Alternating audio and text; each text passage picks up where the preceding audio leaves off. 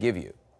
Well, Anderson, let me show you something that I think is going to be incredibly important. Let's start with this, to the point that Barbara is making and John Kirby just made, is that when you look at the presence of U.S. and allied capabilities that are currently in the region, what you have in each one of these, clearly you've got ships that are coming into the Mediterranean, and you've got pre-positioned capabilities here that can strike into Syria.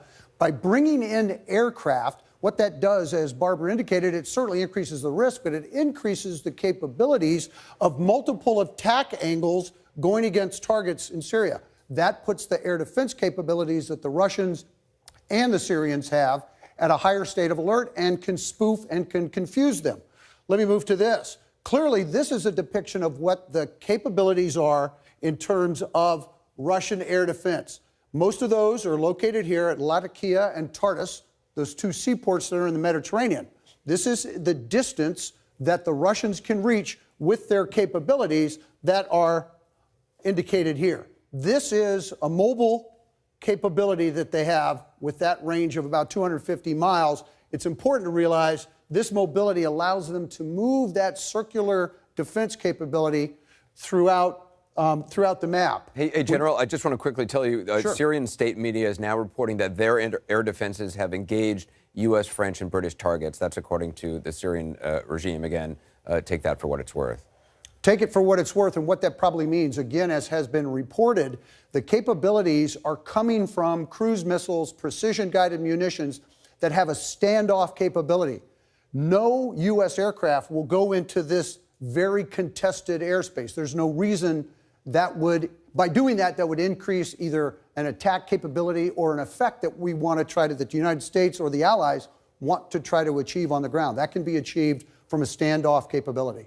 You know, it's interesting. CNN has been reporting that messages are being passed or have been passed to Moscow about the U.S. and allies' intentions to create a lasting deterrent against the use of chemical weapons. In what level of information would the U.S. pass along to Russia in advance of a strike like this? Obviously, a great concern to General Mattis and others has been, a direct confrontation between the U.S. Right. U.S. forces and Russian forces in Syria. Correct. Anderson, this is the challenge. This is the visualization that we get to. These are locations where Syrian aircraft and other capabilities are. For example, here's the capital of Damascus, where we already know attacks are ongoing. What we see here in red are locations where Russian forces, not just aircraft, but ground forces, logistics capabilities, intelligence capabilities, to include ground capabilities, coexist with Syrian forces. The challenge is if chemical capabilities are at any of these locations, you now have a very precise requirement to ensure collateral damage can be determined, not only for civilians, but you have to increase the requirement to ensure that you have standoff and separation between Russian targets, because we are not targeting the Russians. But if we were to have an accidental engagement with the Russians, that would immediately cause escalation. That's what's driving the Secretary of Defense's caution.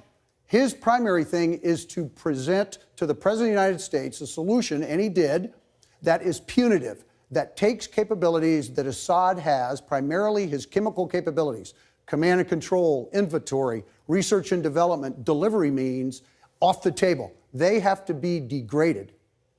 But what has to happen simultaneously is we can't afford to go after Russian targets. Yeah. Because that